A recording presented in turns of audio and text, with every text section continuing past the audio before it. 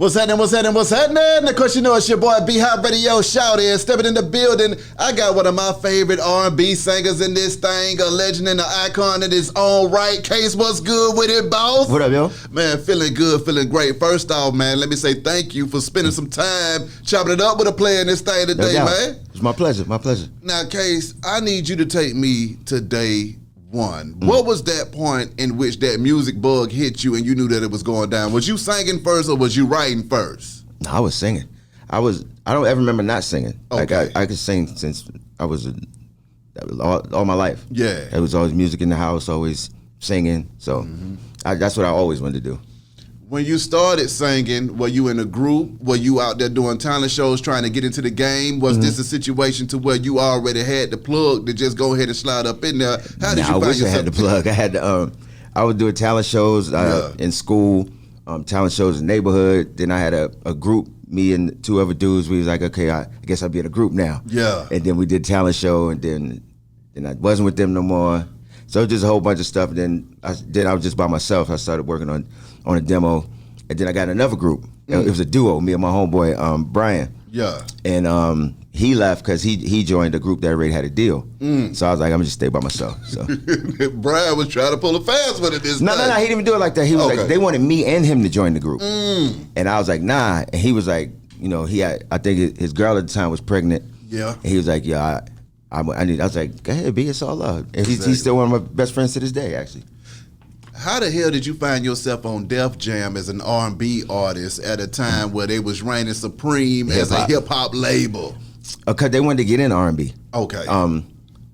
They wanted a R&B singer, but that was like they didn't want like a dressed up like pretty R&B type of stuff. They wanted someone with a little edge to it. A real one. Yeah, they wanted some edge to it. So that's how I ended up.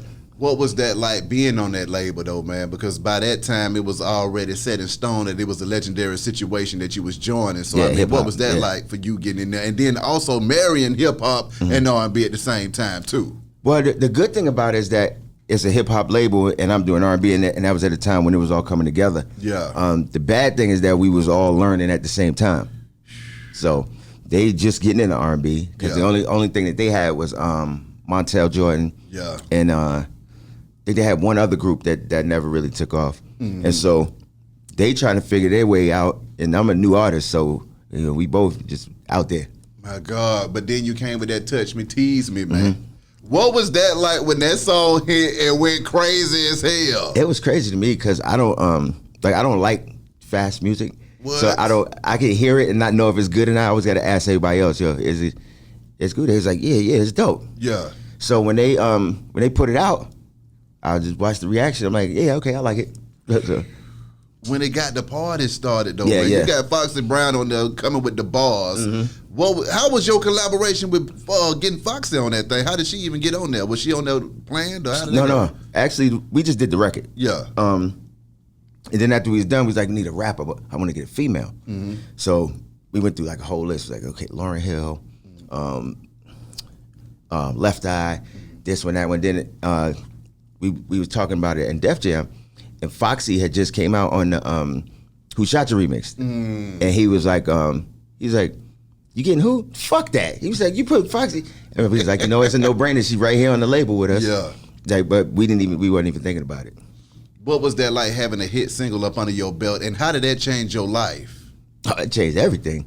I mean, all right, it was the crazy part about it is I was walking around one day, and the video came on. It debuted on a Saturday. So I'm walking around normal. 2 days later, I went to go to the store and I seen people like staring and pointing. I'm like, but I'm sitting there, I'm not used to, I'm like, what you looking at? And I was like, and I'm like, he's like, nah, the video. I was like, oh, okay. Yeah. I was like, so people seen it already? But they played it once on Video Music Box in New York. Yeah. And it was just that quick. How long did it take you to get adjusted and used to that newfound fame and stuff like that, man? And was that a hard transition for you? It wasn't hard. Yeah. It's probably harder for everybody around me. Yeah. Because I was still acting like I always act. So I was just doing wild shit. It's like, yeah, you can't really do that. It's people watching now. So. Okay, you got folks watching you now. You having to change the way that you carry on and then adjusting to the music industry. Right. When you got into the music industry, was it everything that you expected it to be, or did it turn out to be a little bit more crazier than you expected? Nah, it wasn't. It was less than I expected. It wasn't really that crazy. It was there's a lot of politics involved. Yeah. But from the stories that I was hearing, I was expecting it to be just ridiculous, which I mean, maybe I just didn't run across it. Mm-hmm. I mean, I'm sure it exists, but my experience wasn't that bad with it. So dealing with those politics, man, how did they impact you? Because politics served with making that Touch Me, Tease Me also wind up on movie soundtracks as well, okay? Yeah. So how did they benefit you, and then how did they go against your ass? Well, the politics, they benefit you because, I mean, of course, relationships and the type of network that you could build, but it becomes a negative when maybe some point in your career is being leveraged so they can further something else that they're doing. Or, you know, it's just sometimes you get caught up in it. You know, sometimes you the hammer, sometimes you the nail. So, I feel that. Yeah. I feel that. As a writer, though, writing for Usher them early on, what was that like, putting that pen to the pad, and which one did you have the most passion for? Was it equal? Nah, I had more passion for singing than writing, still, actually. But it was cool at the time. I mean, I was brand new in the industry, and I'm sitting there, and I'm not even knowing if they're going to use the song or whatever. I was just writing. Just writing all the time and just trying. So, what is it like though when you start getting those placements and you realize you can get an extra bag just with that pen though? Yeah, it's cool. That's I mean, you ain't never gonna be mad at that. Exactly. You know what I mean? But it's just for me, I think writing is more work for me than singing is. Yeah. You know? Missing You, man. Another banger. Those classics that you have that are still in rotation to this day, how do you feel about that? When you were making them songs, did you feel like they would be that kind of timeless music that would always be riding out, or was it just something that, hey man, I got me a hit, give me another bag, let me go do a few shows and keep the party going? Nah, actually, if you look at interviews I did when I first got signed, and because you know the first thing that was that, so what do you want to accomplish in the music business? Yeah. And my answer was always, and to this day, is I wanted to make music that in 20 and 30 years that people would still listen to it the same. Come on now. Because my parents was listening to like Motown, and my grandma with Ray Charles and James Brown. They listened to it all day, every day, like it just came out. I was like, I want to make that. Exactly. I don't want to make stuff that is hot and to get the party started, and then in 5 years, it's like, whatever. Like, what was your creative process at that time in the studio? When you would go in there and jam, how was you cooking up all of these hits, man? I would get the track sometime. Yeah. I go sit around the house and write, and so there's one song that I had the track for about 3 months. Ooh. And I was supposed to write it. I'm like, yeah, I'll do it because I couldn't think of nothing. So now it's time to fly to California to do the record. So I was like, I got this. I'm going to do it on the plane. Got on the plane. I was like, I still can't think of shit. Yeah. Get to the studio. I still ain't got nothing. So then he's like, so now I'm in the booth, but I don't want to tell him that I didn't write nothing. So I'm sitting there. I'm like, damn. I was like, he's like, you ready? I was like, let me hit it. I did the backgrounds. Yeah. And then I'm like, just let me hear it a few times so I could get a feel for it. And I wrote this shit right there and then sang it.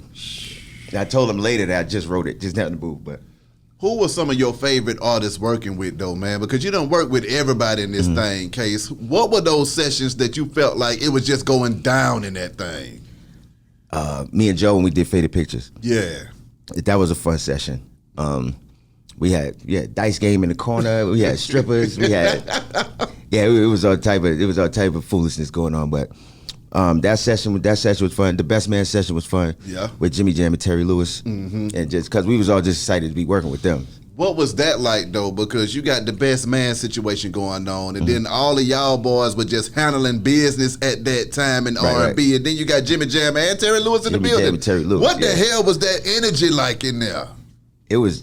It's kind of hard to explain because, you know, everybody's just like, wow. Like, and you go in this studio, it's like maybe a 30-foot hallway, but from the floor to the ceiling, it's just plaques, every inch of it.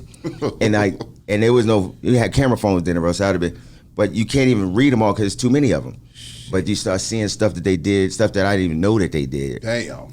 And I'm like, oh shit, they did that. And now that I saw the plaque, now I'm like, it does sound like they did it. But it'd just be some just crazy stuff. And I'm like, dang, and we in here working with them. And then afterwards, they said they wanted to work with me. And so they did 2 songs for my album that was coming out. So I'm like, so it was just crazy.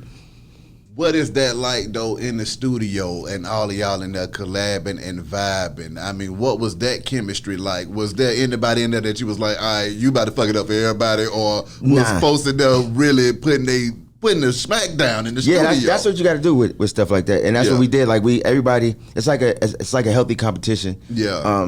Because the goal is the song. And so everybody's trying to put their best foot forward because it's Jimmy Jam and Terry Lewis. Exactly. You know what I mean? And then everybody else is sitting there watching. So, you know, if he go in there and he do what he got to do, you like, okay, I guess I got to step my game up. You know what I mean? So, yeah. Drew Hill, Beauty Remix, man. Break that down to me, because that's one of my favorite damn songs of all time, sir. Yeah, that's my joint. My God.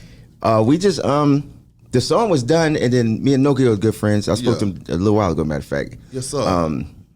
And he was just saying, he was like, yo, I got a joint I want you to get on. So he played it for me, and I'm like, yeah, shit's dope. So then we went in.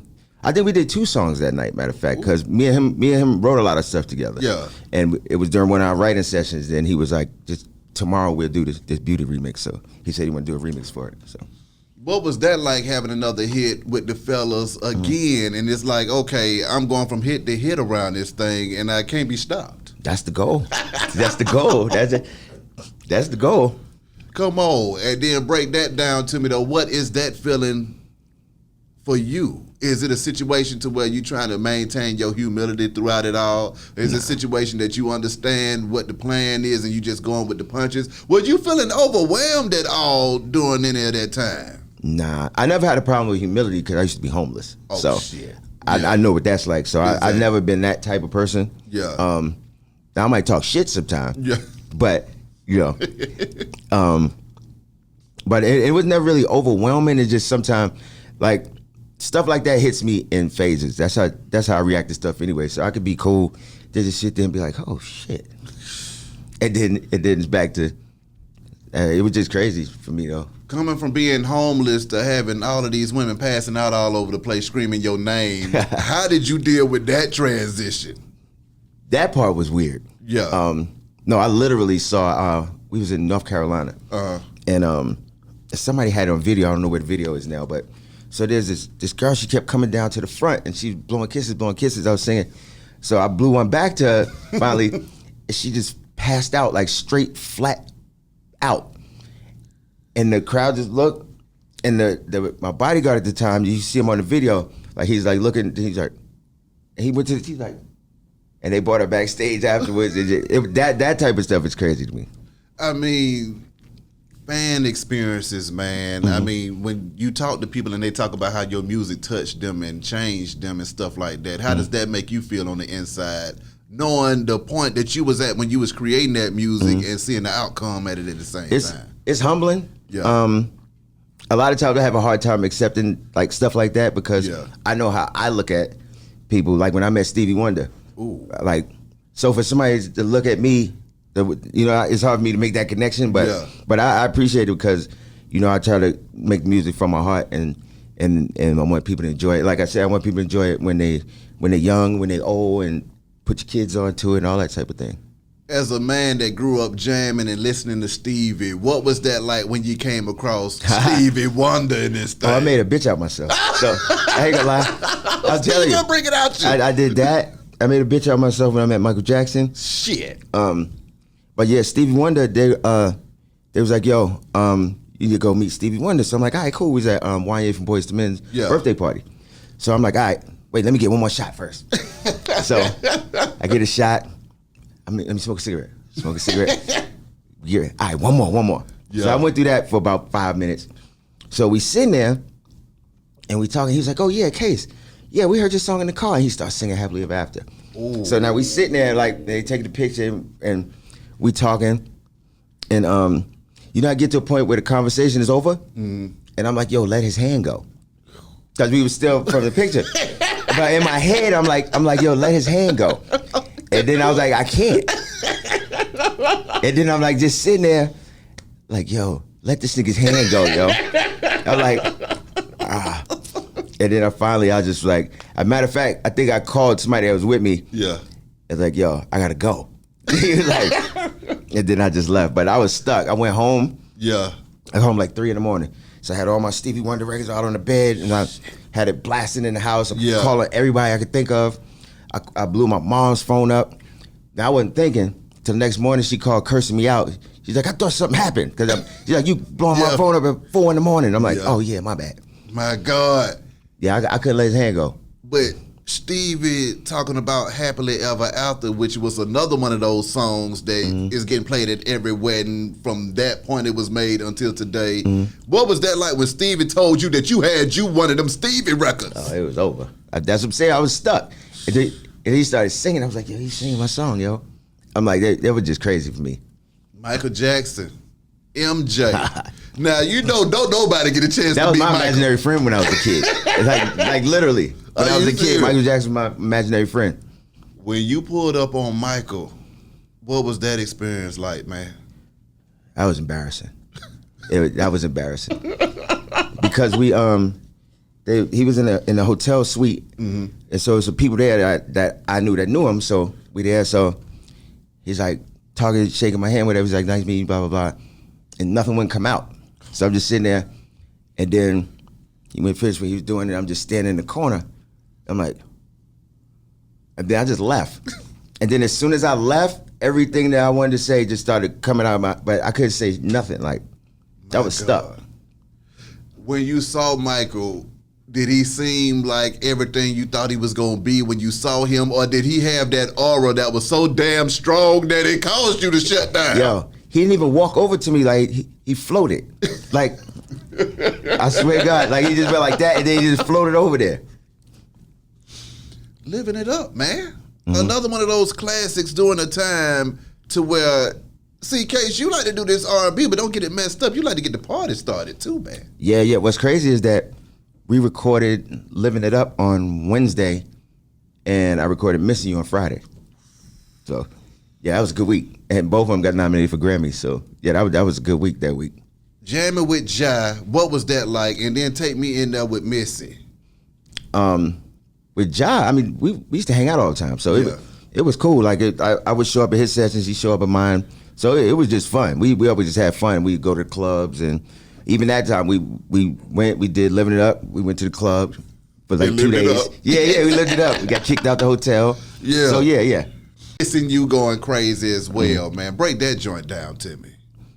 That joint was crazy because I didn't want to do it. Yeah. And I didn't really want to sing the song. And then when I did go to do it, I had lost my voice. So, and I couldn't really talk. So I'm like, I don't know if I'm gonna be able to do it. They was like, well, if you don't do it today, you're not gonna be able to do it. So, and they wanted me to use the record. So I just had to go in there and like drink a whole bunch of stuff, and I was like, I'll try it. What is that like when those situations occur and it almost don't happen, but it go ahead and does happen, and it changes your life at the same time? How many times did you find yourself doing something that you didn't want to do that plenty. you knew damn well you needed to be doing? Plenty. Well, I didn't know I needed to at the time. Exactly. But it's and that's what life is, though. Yeah. Like, you never know what the right thing to do. There's no way to know. There's no handbook for it. You just gotta go with your gut, and sometimes you gotta ignore your gut and listen to other people too. Yes, sir. So, what was some of the best advice that you picked up in the game, Case? The best advice.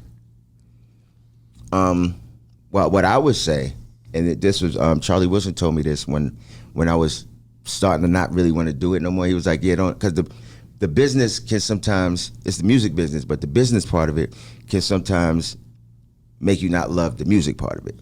And so he used to call me like, don't let him steal your joy, yo. He was like, just you can keep yapping. That's what you always say when we get off the phone. So, and just know who it is that you are, and like what you want to make, and how you want to be perceived, and stick with it, because there's gonna be a lot of people with a lot of different opinions about it. But if you don't work, they can always go get somebody else. You ain't gonna get one you.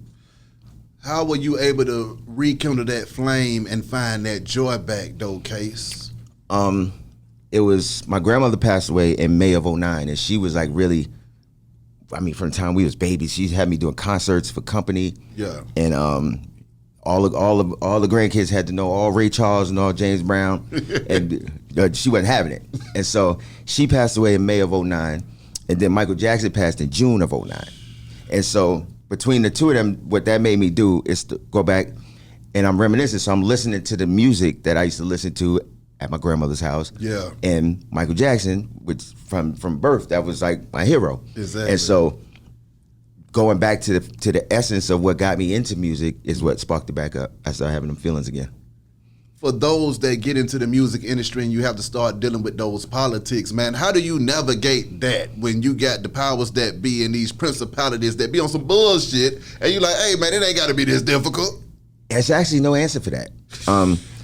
You just got to navigate it. You got to keep your head on a swivel and just follow your gut. And like I said, sometimes listen to other people, but it's really no way to navigate through that type of stuff. You just got to stay true to yourself and hope for the best.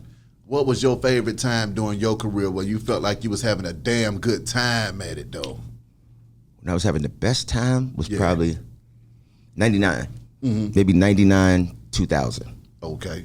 I had just got a new car, had just bought a new house. The album was doing great. I was just having fun. Like it wasn't too many problems.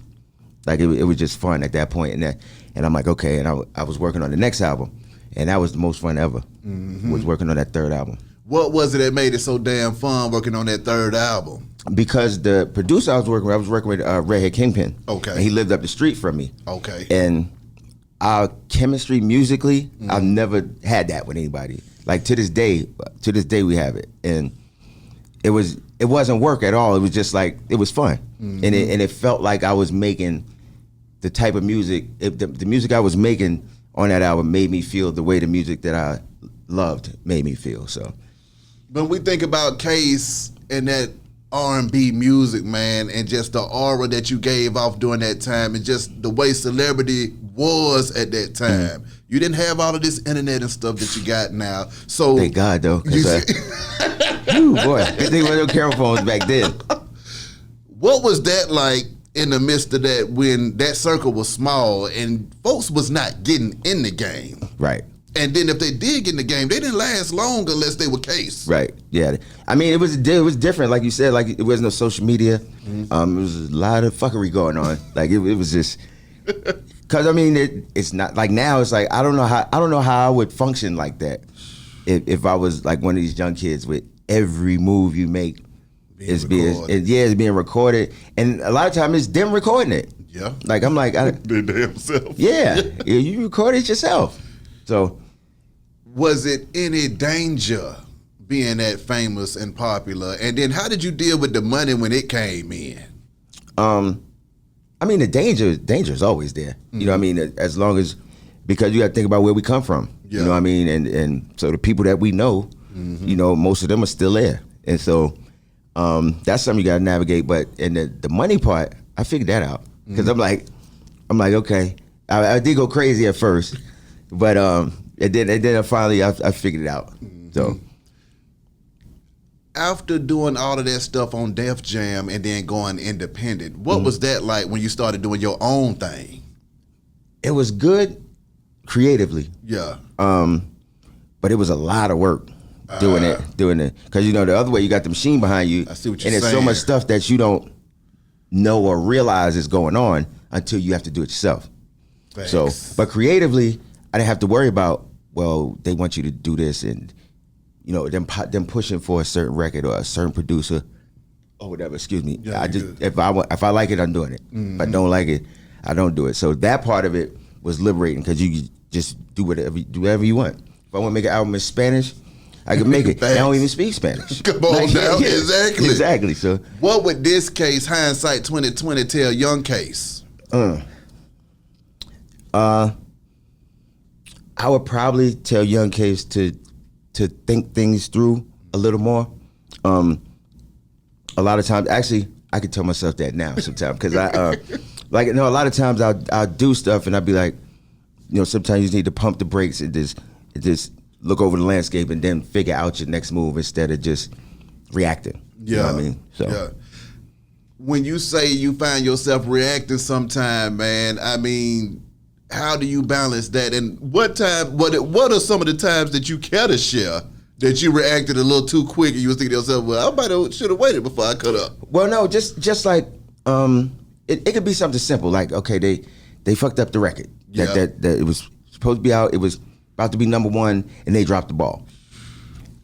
And instead of, now your first reaction is to be pissed off, and whatever, and then, but it may be better to fall back and sit and think and be like, okay, so now how can I use this against them? You know what I mean? It's just always better to think it over. When Missing You hit that number one, man, what was that like? Oh, that was crazy. That was my first number one. Talk to me. Yeah. It was crazy for me, but the craziest thing with that was I was at my house. I had just moved to Atlanta. Yeah. And so it's nothing on TV, and I'm doing something. I don't know what I was doing. So the Grammy nominations was on. I'm like, all right, whatever. So whatever I'm doing, I'm sitting there and they say my name. I'm like, I look, and then they had another one came up. So I was in the basement. I ran all the way upstairs. My girl was in the bed, and I'm like, yo. And I'm trying to tell her, but I'm hyperventilating. Like I can't talk. Like I'm trying to talk, but I can't catch my breath. Yeah. So that was the craziest part. That was crazier than it going number one for me. When you had those number ones, what are the perks that come along with that? What does it mean when you get that number one? Is that just something that you feel good about, or is it some other stuff that come along with it? I mean, it's just something that you feel good about, and it's something on your resume. Exactly. Yeah, it's just something on your resume. But does that put you in more of a demand after you get that number one? Yeah, and especially, like, Missing You was number one on the R&B charts, but it was number 3 on the pop chart. And so, and I didn't realize this at the time, but I'm like, yo, why all these DJs we going to? It's like 3 white people in the studio, and they playing, like, we was going to the pop stations now. Yeah. And I had never been to the pop stations, and then we was going to MTV, to the Beach House, and all that type of stuff. So I was like, so it's mostly just exposure, because if the record's number one, then that means more people are listening. And then once it starts getting picked up on the pop side, that it just opens up a whole new audience. Talk about that crossover, man. When you get that crossover hit, what is that experience like when you been with the folks the whole time, and then you look up and now the masses got you? Well, the good thing about that is that the money is different over there. The money is a whole lot different over there. Okay. Like a whole lot different. So that part of it is cool, and then it, like the being recognized and stuff like that. But see, for me, my thoughts on that is I would never intentionally go pop, because in my opinion, they have one or two of us every year until they figure out how to do it, and then there's so many examples of them doing that. So I think it's good I was happy that the record went top 5 pop, but I wasn't about to keep making records to try to stay over there, because I don't think that works. It's not sustainable at all. Exactly. And what you said was so profound right there, because I never looked at it that way until you just said it, but that is exactly what happens every doggone time. They loved Boyz II Men. Hey, remember Boyz II Men was the greatest. Then it was like, are you ready? Okay, we got NSYNC and Backstreet Boys. Watch out. They do it all the time. My God. They did it to Coolio. Yeah. Remember, they used to love Coolio. Yeah. They're like, you ready? Okay.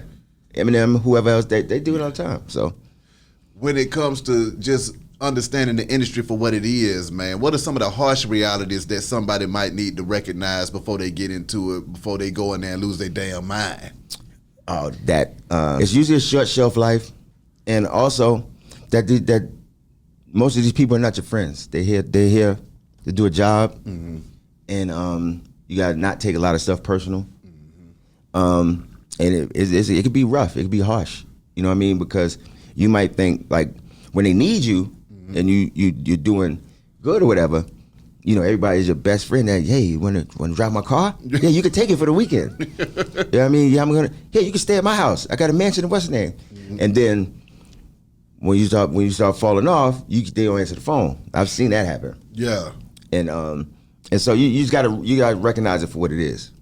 What is that like after having amazing and tremendous success, and then you step off the roller coaster and you back doing what you do on a regular basis? How is that transition? Because I had Cujo Goody, he told me one time, he was like, I felt like a soldier coming home from war, back into civilian life. Well, I never thought of it like that. That actually probably is what that would feel like. I mean, I never stopped. Well, I stopped doing music for about 5 years, but then I went right back to doing it. Yeah. So thank God I've been able to keep going. So during that pause, because I'm talking about when you say, okay, I need a break from it. I want to live a regular life in this thing.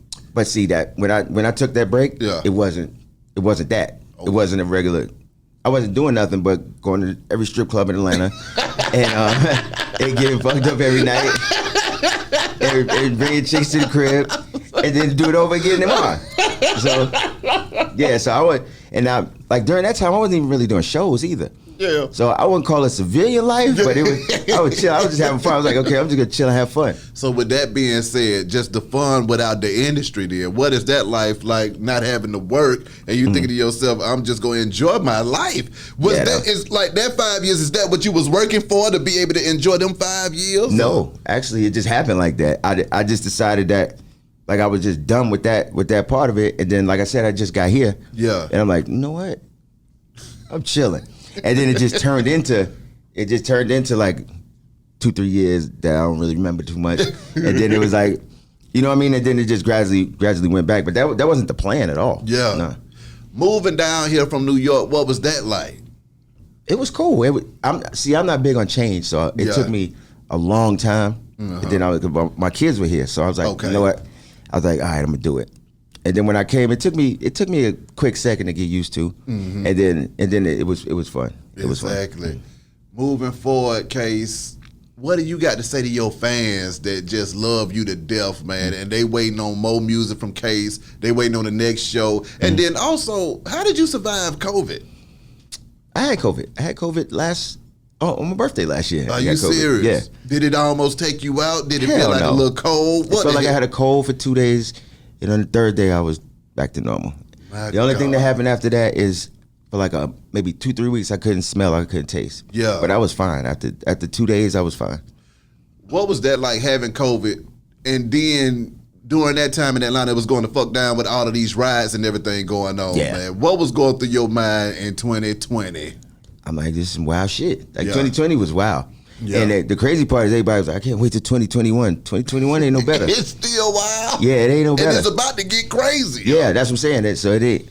I mean, you just gotta roll with it, whatever happened. And that's how I am now with everything. Like when Trump got elected, I'm like, and my wife was all upset. I'm like, ain't nothing we could do. You still have to roll with it. Whatever's gonna happen is gonna happen. Facts. Stressing about it ain't gonna fix it. You ain't never lied. Yeah. What you got to tell them fans though, Case? Man, I just love them, and I appreciate their support for all these years. This is my 25th anniversary of making music, and I just like I said, it's just a blessing to be able to be around that long and people to still appreciate what you do. I put out that's hard. I think we got the Case 25 merchandise. Hell yeah. The cups. Oh man, appreciate this. And when you scan the QR code on there, it's a little surprise for you when you scan it with your phone. I know. We're having the Case 25 concert and TV filming on September 29th. Yeah. At SBK here in Atlanta. That's hard. Yeah.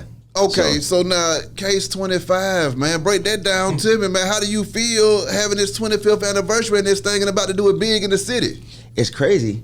25 years is a long time, and you know what's funny? Because I'm that type of person. Like I always be like, hey, can you just imagine? Like, I'm tell you a story. I was my 18th birthday. Yeah, I was selling drugs. So I'm standing there on the block, and I'm sitting there like, damn, I know. 18 years ago right now, my mom did not think that this is what I was going to be doing. I was like, I had to stop this shit. Yeah. And so I find myself now being like, damn, 25 years. And I remember people talking about that later. See, but 25 years from now, this and that. And I'm like, okay, but just like that. Damn. You know what I mean? And it was a wild ride. It's ups, downs. But like I always say, it's where you end up. Mm-hmm. You know, break down them downs, man, and recovering from them things right there, man. When they pop up out of nowhere, how does it affect you, and how do you recover? Me, I mean, it affects me. I mean, but it's life. You know what I mean? And I try to in my life try to not to stress over things that I can't control. Facts. Because whether you stress about them or you don't stress about them, they're going to happen. Mm-hmm. So if you can't control it, just let it happen. And I always get, he'll tell you, my wife, like, you don't give a fuck about nothing. I do care. I'm just not going to get stressed about it. Exactly. And I just roll with it because, I mean, that's life. It's going to be, you got to take the good with the bad. I'm with you on that. Mm-hmm. Lastly, man, how can these folks contact you if they trying to make sure that they pulling up at the 25th anniversary? They need to get the merch and everything else. Yeah. Well, they need to find you at, K. Well, for tickets for the show, what is it, info? Click the link on Oh yeah, I got a link in my Instagram bio, which my Instagram is IM_Case1. Facebook is Case Music. Twitter is Case_Music1. Twitter. Case_music. Yeah, Case_music. Yeah, that's what I said. I'm with you. Yeah. But so the links are there to get the tickets for the show. Mm-hmm. It's gonna be a taping because it's gonna be aired on TV. That's hard. So, yeah. Case, thank you so much, thank boss. You, man. Appreciate you coming through this thing. Wish you nothing but the best and much success. Thank you, man. Be High Radio, shouty. Case, we gone. Holla.